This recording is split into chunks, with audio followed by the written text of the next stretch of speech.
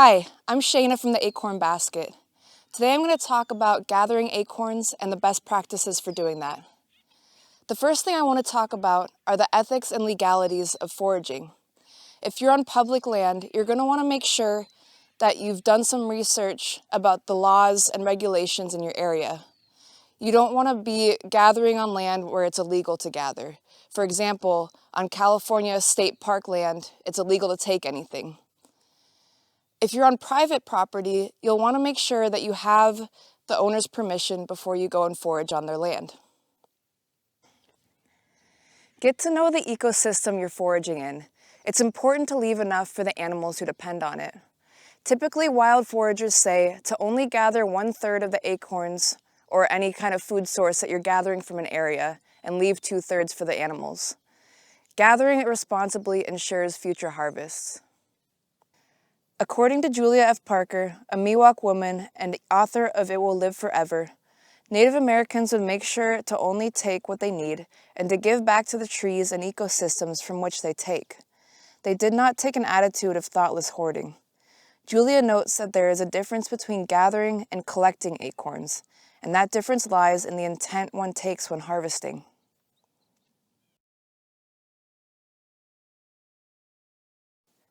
If you want to gather many acorns at once, or if you simply want to clear out a bunch from under your oak tree for landscaping reasons, you can use a rake, or you can use this, my favorite tool, the nut roller with an adjustable handle. This makes it easy to pick up a bunch really quickly. However, you'll still need to go through them later and do a visual inspection or a float test in order to determine which ones are good to eat. You'll also want some kind of a container, such as a bucket, box, plastic container, or a strong plastic or paper bag. Make sure it will be durable enough to handle the weight. It is easier to have a smaller container to carry around with you while gathering, then dump that container into a larger central container when it fills up. This helps you to avoid carrying a large, heavy container around with you.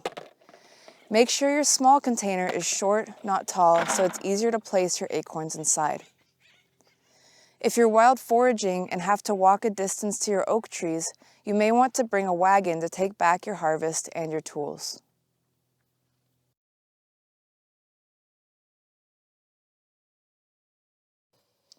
So what are you looking for in an acorn? The best ones are fresh, dark in color, and have shine on the shell. The disc should be totally white. If you pick up acorns that have already dried on the ground, you may find that the quality of the nuts inside is hit or miss. Sometimes acorns can rot on the inside when they dry on the ground, and can be this way even if the shell looks fine on the outside. There can still be good ones that are dry on the ground, so break some open to see for yourself how they look. The biggest acorn pest is the acorn weevil, and that's going to be the main thing that you're looking for when you harvest your acorns. I highly recommend getting the book Nature's Garden by Samuel Thayer. In it, he lays out exactly the kinds of defects you're going to look for when gathering your acorns, and includes pictures to help you learn. Learning to look for these clues may take some time and practice, but it will pay off in the time you save later down the road. Here are some visible clues he writes about that indicate an acorn has been infested by weevils or is bad for other reasons. 1. Attached cup. These are acorns that have been rejected early by the oak tree due to the tree sensing they've been infected by weevils. They dropped before they developed to the stage where the cup can easily detach. This is different from an acorn simply resting in the cup and is able to detach from it easily.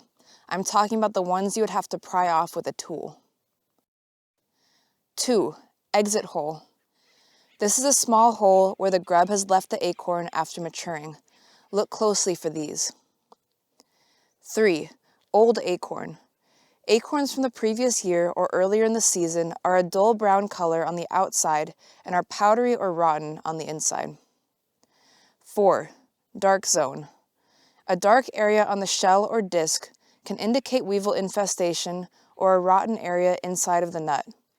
It can be a small or a large area of the nut, and the color can range from slightly darker than the rest of the nut to very dark. 5. Shell or disc separation or bulging. If the bond between the shell and disc is separated, or if the disc is sunken or bulging abnormally, the acorn is bad. 6. Dying sprout. A healthy sprout is good, indicating the acorn is alive and healthy. You can take these. However, a sprout that is black and dead indicates a bad acorn. Cracked discs and seams are not defects, but can be due to moisture levels changing. If you're not sure, you can do the bite test, where you bite the acorn, not too hard, to see if it gives easily. If it gives way like a ping pong ball, the shell is empty and the nut is bad. When in doubt, break the acorns open and check the insides. This will help you develop your discernment.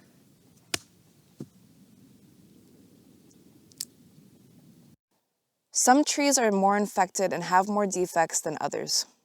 Even if you become good at seeing these signs, you will still likely collect a few that are infested. Many times it takes a few days after a weevil infests an acorn to see any visible signs it is there, and you will think these are still good. This is why it's important to check your acorns regularly as they're drying, or to use your acorns immediately after harvesting if you're not planning on storing them long term.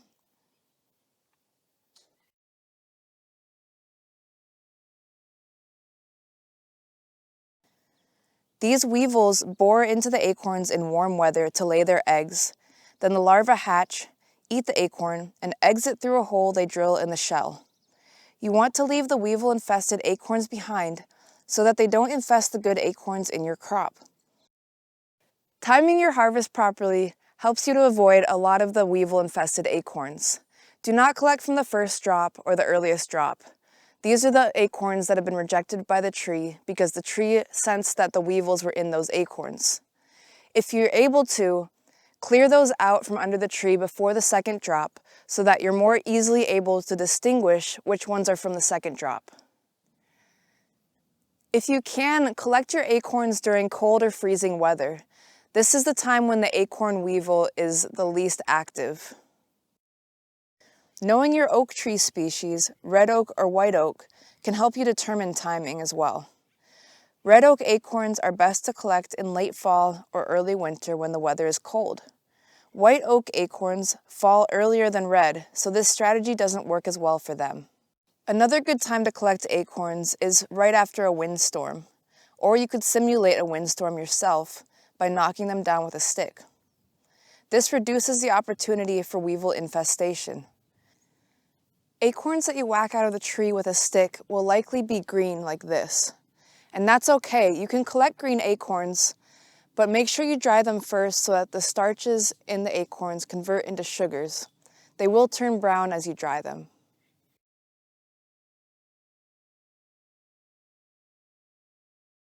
I'm going to demonstrate the float test.